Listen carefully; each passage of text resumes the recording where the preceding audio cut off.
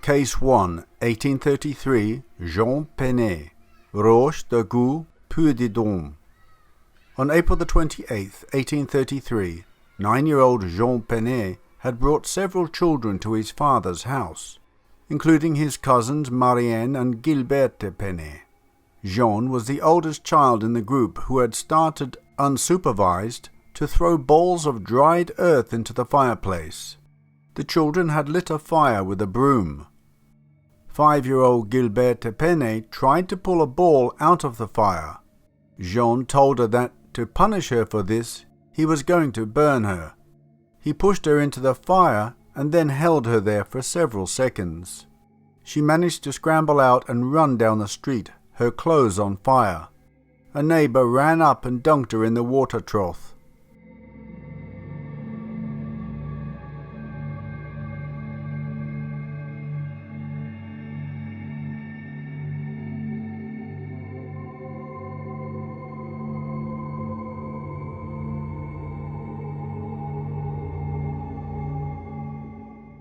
She received medical attention, but succumbed a few hours later. The witnesses said during the investigation that the accused had moments of trance-like seizures. Concerning these statements, 2 distinguished doctors from the city of Riom wrote a report explaining first that Jean Penet was not affected with any kind of mania, second, that he was not under the influence of any homicidal impulses or other monomania. Thirdly, that he enjoyed, to a high degree for his age, all of his intellectual faculties. It should be noted that, a few days before the crime, Jean Penet had already made an attempt on the life of a child. He had played unsupervised with 2 children from the village, 5-year-old Bravi and his 3-year-old sister Catherine. He tied Bravi to a hurdle and grabbed his sister and tried to throw her into a well. A neighbour saw the scene and prevented Penet from drowning the girl.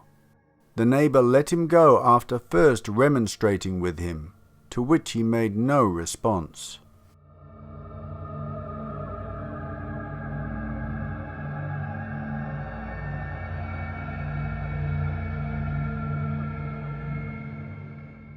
Case 2, 1834, Honorine Pellois, Barval, Orne.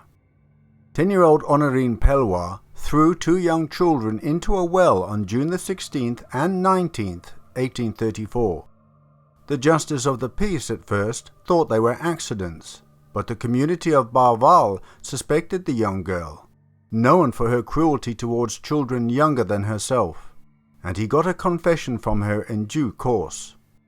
According to testimonies received from 2 undisclosed people to whom she detailed her crime, Honorine wanted to eliminate the 2 girls because they were said to be prettier than her.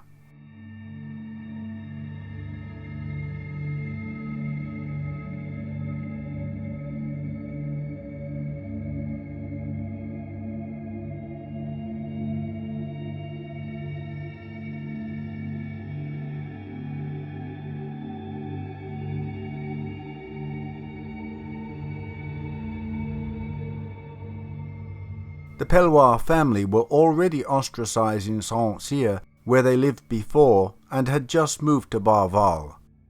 2 doctors from Mortagne were summoned by the king's prosecutor and concluded that the examination of the sexual parts of Honorine Pellois leads one to believe that she is used to masturbation, and that the conformation of her skull suggests that she must have the instinct for cruelty and for cunning.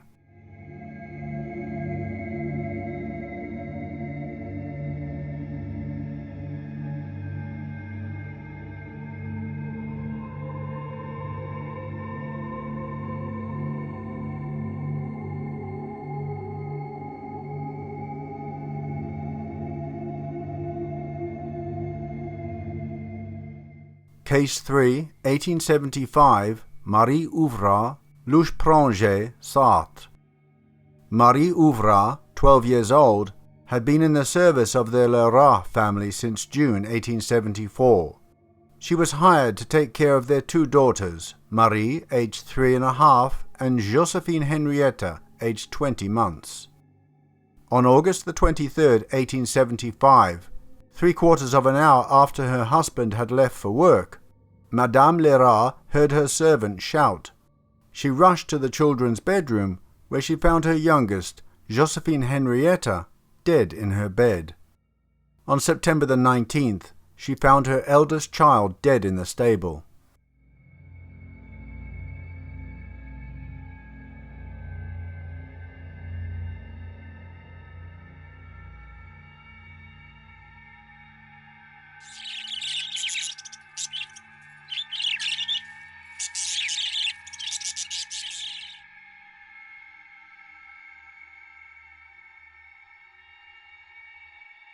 An autopsy was carried out, and it was determined that Marie Lerat had died of asphyxiation. The chief doctor of the public asylum for the insane in Sarthe, to whom Marie was handed over for examination during the investigation, concluded that Marie Ouvrat was morally responsible for her actions. Marie Ouvrat quickly confessed and explained that she had murdered the children because they bored her, that they were conspiring against her and caused her to do work from which she wanted to avoid.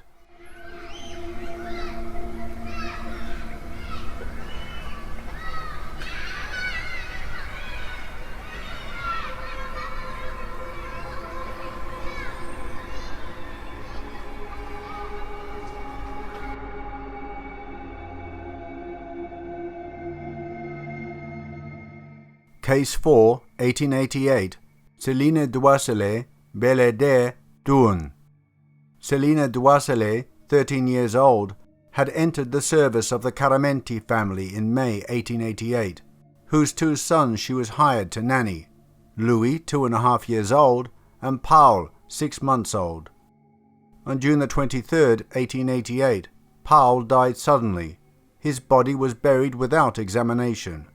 On July the 23rd, 1888, Louis Caramenti died under the same circumstances. The corpse was examined and signs of violent strangulation were found. Céline Doiselet was interrogated and confessed to the two crimes. She explained that she had committed them in order to leave the service of the Caramenti family, as she was unhappy there. No mention is made in the file of a psychiatric examination of the accused.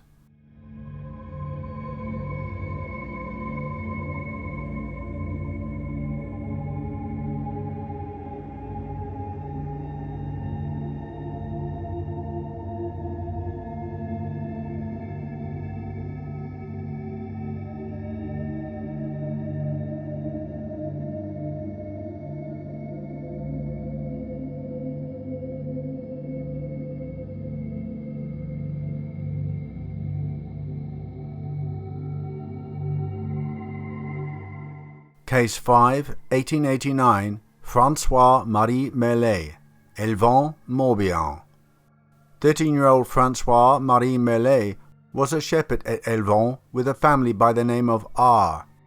On July the 13th, 1889, while he was playing on the moor with his master's niece, 5-year-old Marie-Marguerite Leclanche, he claimed she fell into a hole.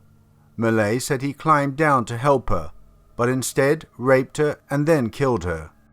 He then stated that the perpetrator of the crime was a frightening tramp with a big red beard, before finally confessing. Here again, no mention is made in the file of a psychiatric examination of the accused.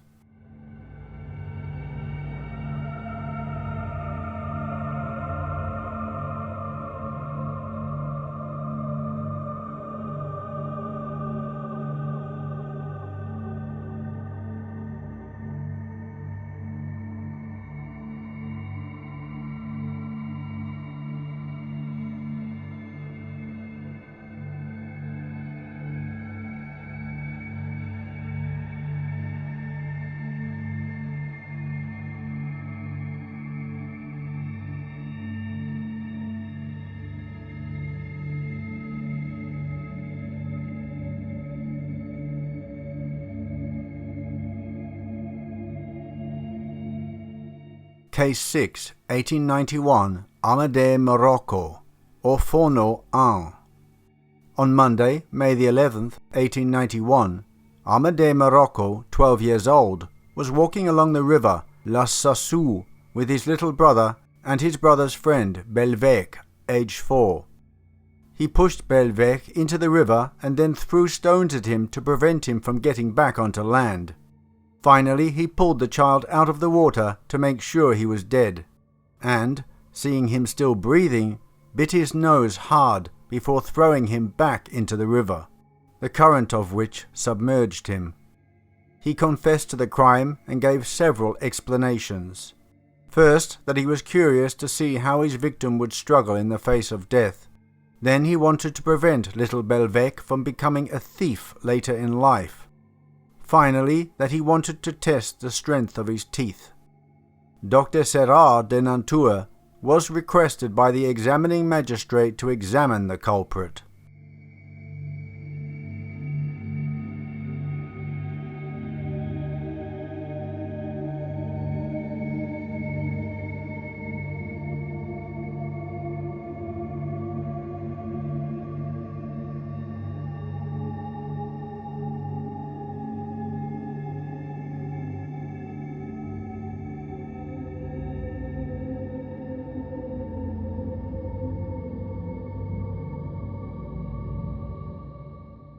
Case 7, 1894, Charles Nectou, Lyon, Rhône.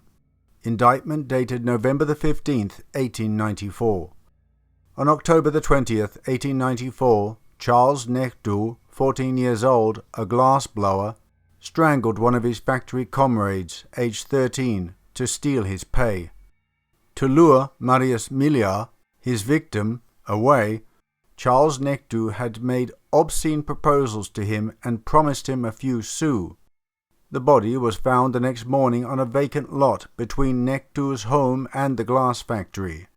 Nectou claimed he was afraid of being beaten by his father, because he had missed some days of work to have fun in Lyon, usually in the company of the comrade he later murdered. No mention is made in the file of a psychiatric examination of the accused.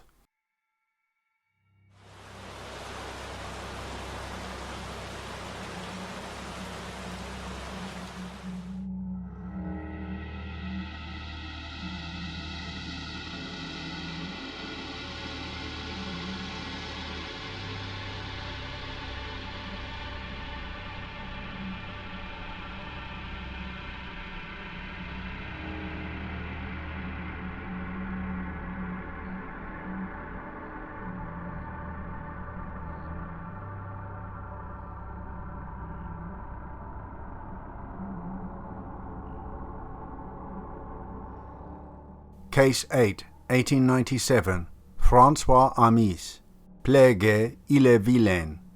François Amis, 14 years old, a child of public assistance, was a farm servant on the estate of the widow Madame Courvoisier. Amis slept in the storage room on the ground floor. Upstairs slept Monsieur Bréhollet, a servant in his 70s who had lost his mind and had worked for the Courvoisiers for 25 years. Amis regularly humiliated him by cutting the tassels of his whip or preventing him from smoking his pipe. On August the 12th, 1897, Bréhollet, on going to bed, found nettles in his straw mattress and insulted Amis, who tried, in vain, to hit him with a whip, but the old servant seized it and went back to bed. Half an hour later, Amis climbed upstairs, armed himself with Bréhollet's knife, and stabbed him several times in his sleep, killing him. No further information has been recorded.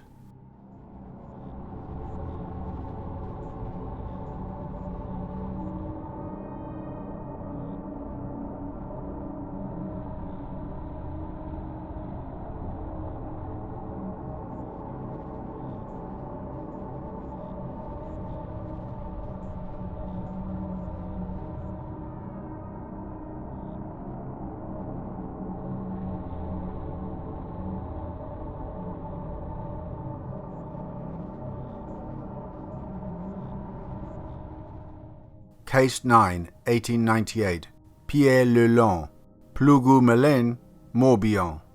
Psychiatric report dated October the 24th, 1898.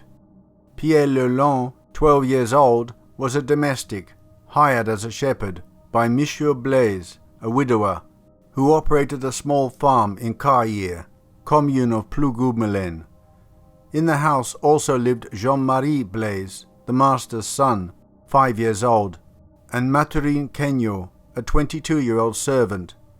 On Monday, June the 20th, 1898, when Jean-Marie came to inform Lelong that lunch was served, the shepherd lured his young master to a secluded moor. He struck him first on the head with his clog, and then once the clog was broken, with a knife in the face. Lelong's reason for the violent murder was because the child tormented him and made fun of him.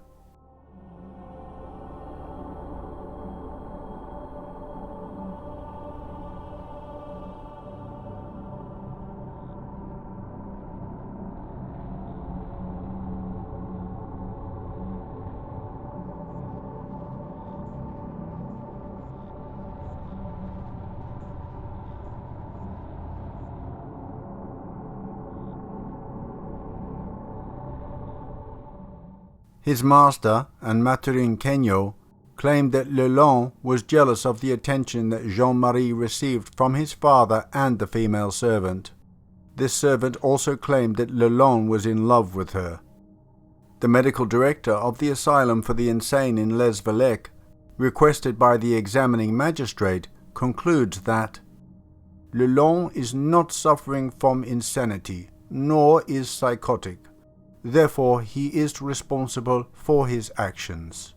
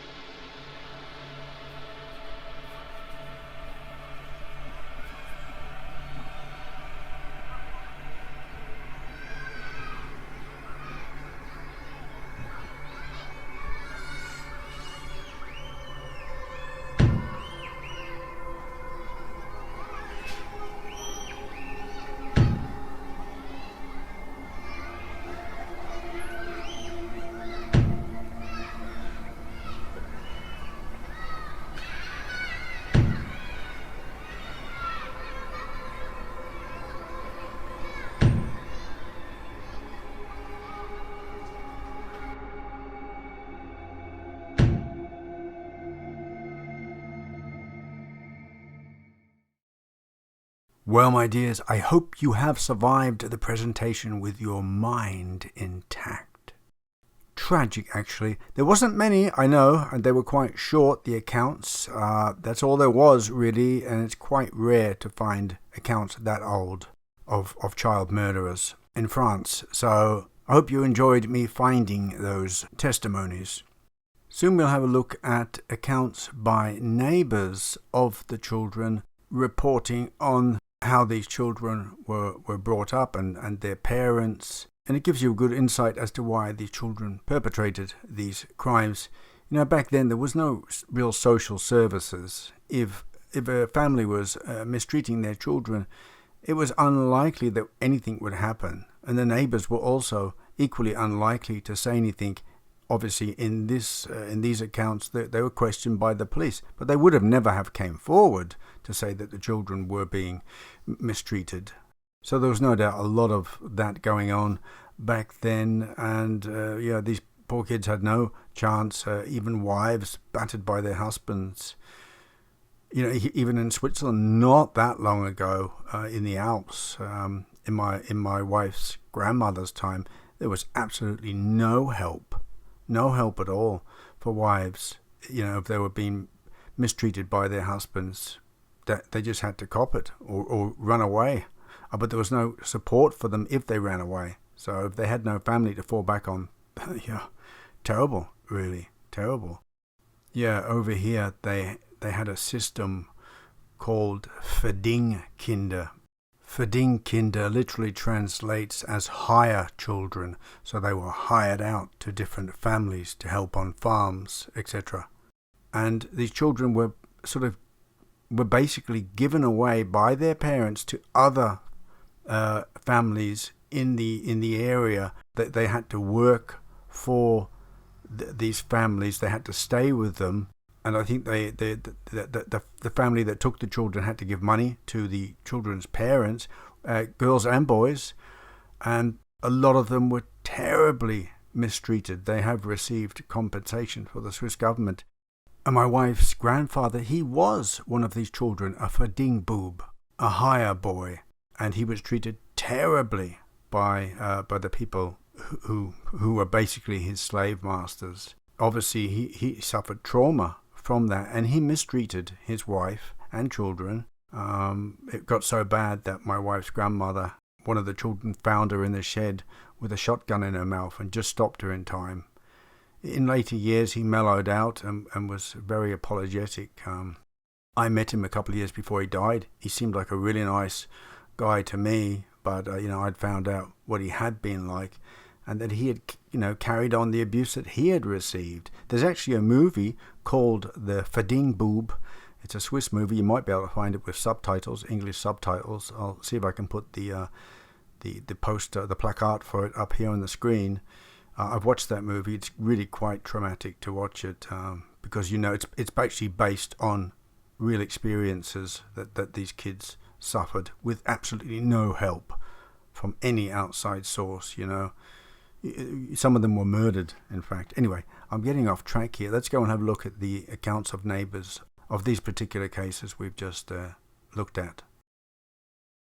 So this is really quite rare to have accounts, testimonies from the neighbours from such an early date, from the 1800s. So this is two children, Pellois and Nectu. This is translated from French, so it may not be perfect, the translation. Just bear with me. I'll do my best to read between the lines. So it seems that this girl was brought up harshly, that her father beat her and hated her constantly.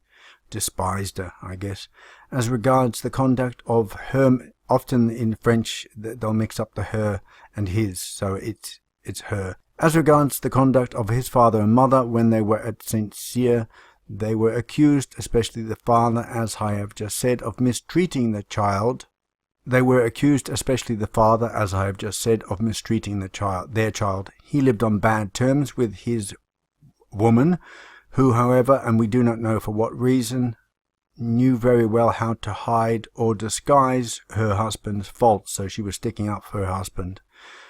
I know that the father enjoyed a bad reputation, that he was rude to his daughter, that her mother suffered in her bad habits. I don't know what that means exactly. I heard that the father and mother lived in a bad understanding, so they didn't get on well with each other, but the husband hid her husband's, she stood up for him and disguised his behavior. I know that her parents were very bad, and here is how. The mother supported her in her bad ways and actions, and the father beat her often.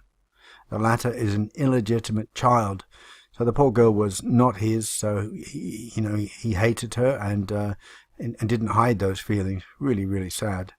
The father was, about 3 years ago, imprisoned for 24 hours in Nogent-le-Rotrou for having wanted, it is said, to attack morals. Whatever that means, I am not sure. It's done some sort of indecency. He did not love his daughter. He often beat her. And this is the other. You see, on the side, these are all numbered, and on the side, these are obviously from neighbours of the families. As for Charles Nectu, the violence he suffered at home is at the centre of the investigation, since the accused confessed to having killed and stolen so that his father would not hit him. So this is obviously the father speaking, is it? 59? Yeah, the father. I am quite lively, and when I think I have to take over the conduct of my children, I do not hide my dissatisfaction and my anger. If I believe that my children are not telling me the truth, I give them a few slaps without measuring my blow. So he's basically punching them. Also, my son Charles fears me very much. However, I have not touched it or him for a long time. Not hitting me, reading between the lines here. I haven't hit him in a long time. I am obliged to be severe for 2, my wife not being able to put her children in the right way, and not knowing how to be feared.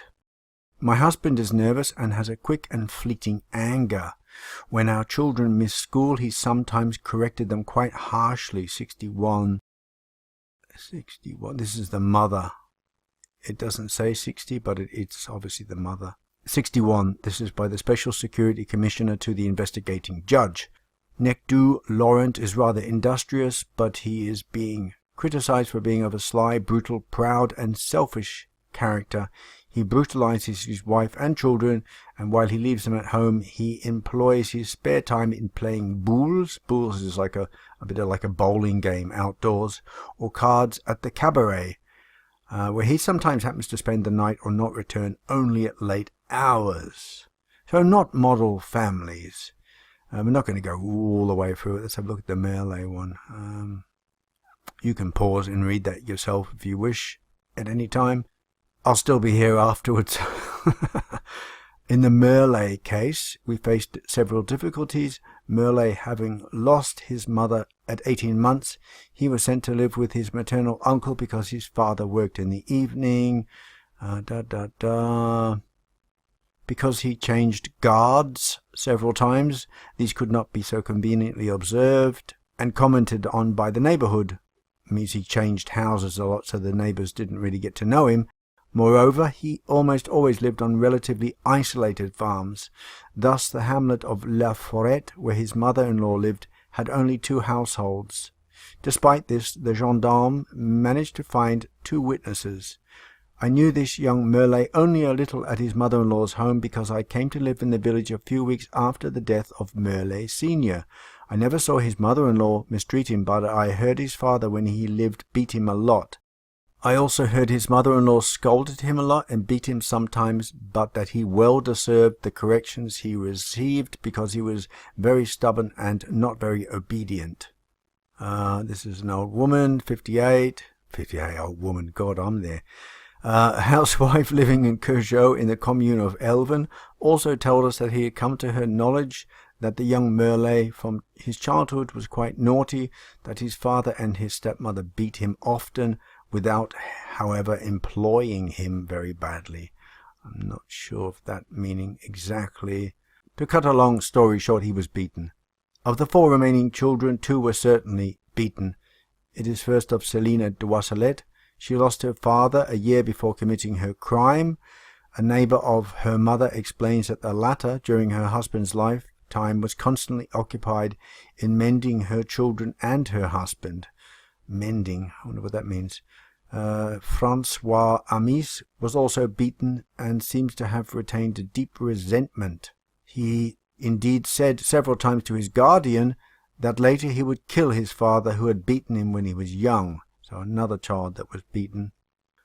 So this is from a gendarme, the police, the local police. According to the information that we have collected from Bouhon-Yves, farmer and municipal councillor of the commune of Mordaire, neighbour of Father Amis, it appears that the latter is a good worker, that he has done everything possible to bring his son Francois to have better conduct, I guess, but that he could not achieve it.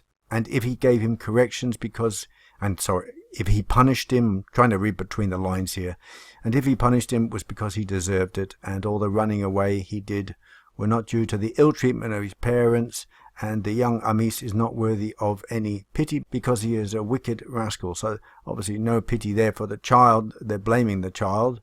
They're not going to dare, cast aspersions on the parents. For Marie Ouvrard and Amédée Maroc, it is more difficult to conclude. The father is considered in the country as a drunkard by profession. Imagine being a drunkard by profession. What's your profession, sir? Well, I'm a drunk. I'm a professional drunk. Been studying since I was 16. I digress. Worrying very little about raising his large family. From his first marriage, Father Ouvrard had 4 children, including Marie. When she was 3 years old, her mother died, and her father quickly remarried. He also has 4 children from his second marriage at the time of his daughter's crime. While alcohol consumption, parental disinterest, and large offspring don't necessarily imply paternal abuse, they don't make it unlikely either. The father of Amédée Maroc, recounting a theft committed by the latter, says that he corrected his son sharply We also know that he suspected his wife of cheating on him with an Italian for whom she did sewing, to the point of having often returned home around midnight. One can only suppose that the tensions which agitated the Moroccan couple are frequently accompanied by exchanges of blows. Anyway, the article goes on extensively with reports from neighbors and friends of the children, and also psychological insights from the blog or report creators. But it's very badly translated into English, and it's laborious to read it. So, we can cut a long story short and realize that violence begets violence. That's what the report really shows, that these children suffered violence or some kind of trauma, which made them also act out. But I wanted to get back to these Verdingkinder, these these hire children in Switzerland. I found a German page here, Wikipedia page. It's a good translation into English, so I want to read it out to you. It's quite shocking, actually. So here we see contracting referred to out-of-home care of children for the purpose of living and education in recent Swiss history. Here, education. I doubt very much that was a large percentage. The children who had no legal rights at all were often placed in agriculture, where they were exploited as cheap labor, but mostly also mentally and physically abused and often sexually abused. Contract children, mostly orphans and children of divorce, were given away by their parents from the 1800s to 1960s. My wife's grandfather had parents, had a lot of siblings. They just needed extra money, and he was just basically farmed out. As I mentioned before, had a terrible time. He probably couldn't understand why his parents didn't want him. The family that asked for the least board money received the encouragement. Those affected describe they were patted down like cattle at such markets. In other communities, they were allocated to wealthier families by drawing lots. Granted, families were forced to take in such children even if they didn't actually want any. How crazy is that? They were mostly used on farms. They were often treated like slaves or serfs and used for forced labor without wages or pocket money. According to eyewitness reports from the contract children, they were often exploited, humiliated, and even raped. Some died in the process. Some were actually murdered. Abuses were rarely prosecuted. If such were officially determined, the right to acquire new contract children was withdrawn from the foster parents for at least 5 years. Most were not even reported, not even listened to. There was no one to talk to. In addition to the persecution of the Jenisch by the Kinder der Langstrasse organization, whose children were often hired out by various official bodies and including private institutions, the hire out is considered one of the darkest chapters in recent Swiss history. Only in recent years has the media taken up this topic more intensively, after it had been suppressed for a long time. Here we go. The exact number of contract children is unknown. According to estimates, there are hundreds of thousands who were hired out up until the 1960s. That is crazy. I've heard 1970s too in another report. Isn't that madness? Today in Switzerland, there is probably a 5-digit number of former contract children who have mental problems. My wife's grandfather, Odette, you all know Odette. I don't know why I'm saying my wife all the time. Odette's grandfather was very nice to me. I didn't see that the violent person that his wife and children experienced. Odette said that he was also very tender and kind with the grandchildren. Obviously, he had lived through the trauma and worked beyond that and became a better person in the last decades of his life. But, I have heard the violence and the drinking. That's what it was, violence and drinking. That's what he was drinking to cover up the trauma, to blot it out. And the violence was, what he had experienced. It was very sad. Just want to show you this photo here. This is actually the farmhouse, which is still there. It's abandoned. This is where Odette's grandmother grew up. We went to visit a few times. She actually gave it away to a neighbor because she had such bad memories there. This was before she met the husband.